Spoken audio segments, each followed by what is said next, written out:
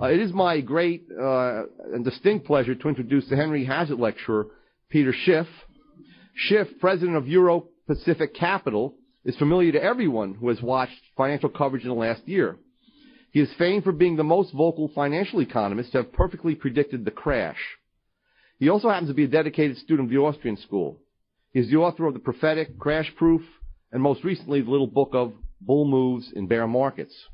Whenever he speaks about finance and economics, he also seeks to teach sound economic theory, writing for publications such as the New York Times and the Washington Post.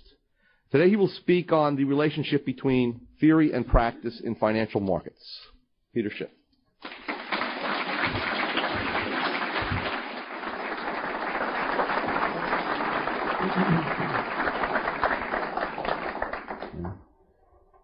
You know, I just looked at the topic for my speech about 30 seconds ago before I walked in the door. But apparently I'm talking about why is it that people didn't see this coming, or should people have known that this meltdown was coming? I don't know, is there anyone in this room that was surprised by the economic meltdown? Does anybody think it's over? Anybody raise your hand if you think it's over? And does anybody think that the government solutions are going to work, or that they're going to help? Is there anybody? One.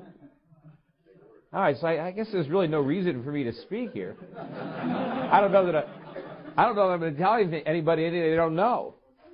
But anybody, if you want to indulge me, I guess I can talk about it a little bit anyway. But I don't know why so few people seem to understand what was going to happen. I mean, I guess, when you're living inside a bubble, it's very difficult to actually see what's going on from your point. But it's just, I lived through two of them because I'm a stockbroker, and I lived through the NASDAQ bubble, and to me at that point in time it seemed pretty obvious what was going on in 1997, 98, 99. I mean, it seemed obvious to me that these companies that people were touting couldn't possibly be worth the prices that people were paying. Yet nobody seemed to be able to figure that out back then. I mean, everybody seemed to be living in this new era. And the internet had captured everybody's imagination. I mean, to me, I couldn't see the difference between the internet, really, and a catalog or a telephone. I mean, people were saying that everybody's going to buy everything on the internet. And why? I mean, why aren't people just shopping, by telephone? Or why aren't they just buying everything in a Spiegel catalog? I mean, it didn't seem that it was any different. And I knew that the valuations they were putting on a lot of these companies, I knew they'd come out with a company, maybe it would be doorknobs.com or whatever it was. And you say, well, gee, even if they sold every doorknob in the world, they couldn't possibly be worth the multiples that they're trading at.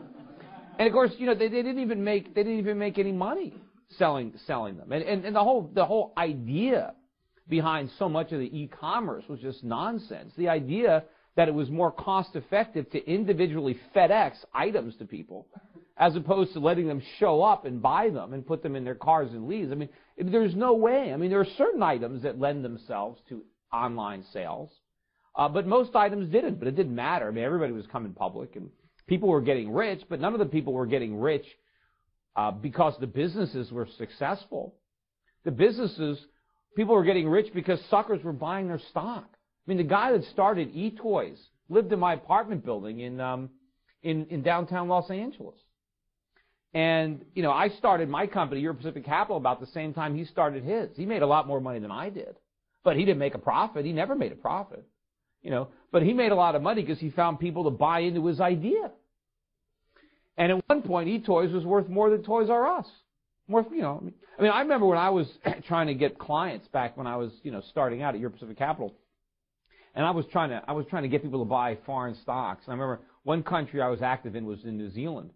And I remember trying to convince people who own shares of stocks like Yahoo why they should sell their Yahoo and buy a stock in New Zealand. I would point out that Yahoo was worth twice the entire country of New Zealand. I mean, every stock they had, all the real estate. And I said, what would you rather own, this entire country?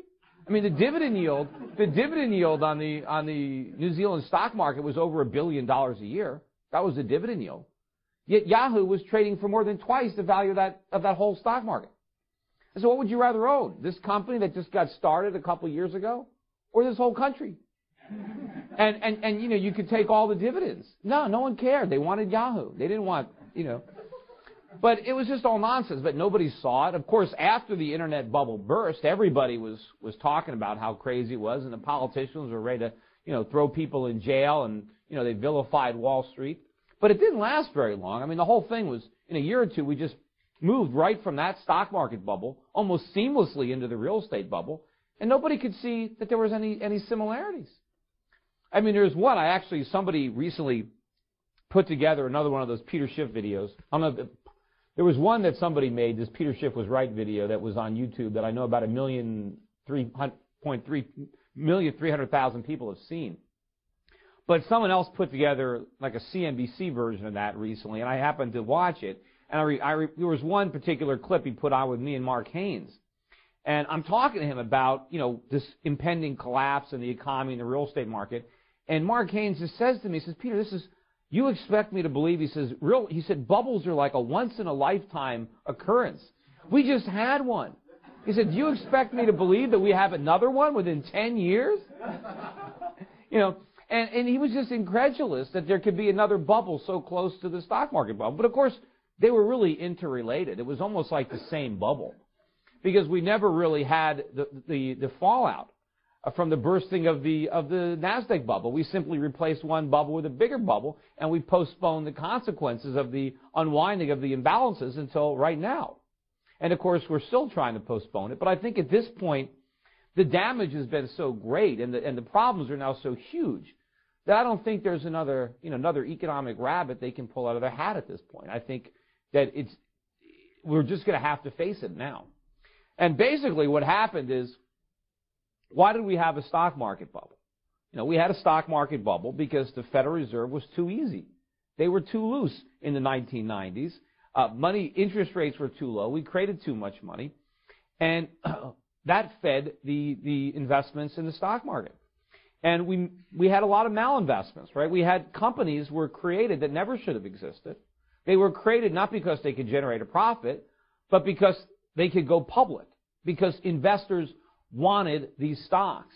It didn't matter that they could make money. So what did they do? They took land, labor, and capital. They took all the factors of production, and they combined them in ways that actually destroyed value. But it didn't matter because these companies got financing. The Fed made the financing cheap. So they were able to flourish. They were able to flourish despite the fact that they were losing money. You know, the saying used to be they lose money on every sale, but they make it up on volume. And so but as long as they could raise money, and I used to, when I was working at Euro Pacific Capital, I would see deals, and people would send me, prospectuses on new companies they wanted to fund. I remember one I got from a small internet company that was, I don't remember, they were like a, I don't know if it was like a browser or whatever they were, or like a service where you go like a provider. I don't even remember what they did, but it was a small startup, and they had their prospectus, and they were coming around looking to raise money, and they were trying to raise $5 or $10 million. They weren't public yet, but they were selling a little small piece of their company, so they were valuing their company at about $50 million. Now, these guys were, the guys were in their 20s. They probably started the company less than a year ago. I remember saying, well, how could you possibly think your business is worth $50 million? So you have no assets, you've got no revenues, you've got no customers. He's like, you don't have anything. I could recreate your entire business from scratch myself, for next to nothing. And yet you want me to pay you $5 million to get 5% of this thing? Why would I do that? And all they kept telling me was, well, you don't understand. We're going to go public. And you're going to make a lot of money. And I'm like, well, how am I going to go? I said, you think you're going to find people to pay even more than this in a public offering? How are you ever going to make any money? But that was the concept. And he said, well, you don't understand how the stock market works. I'm like, well,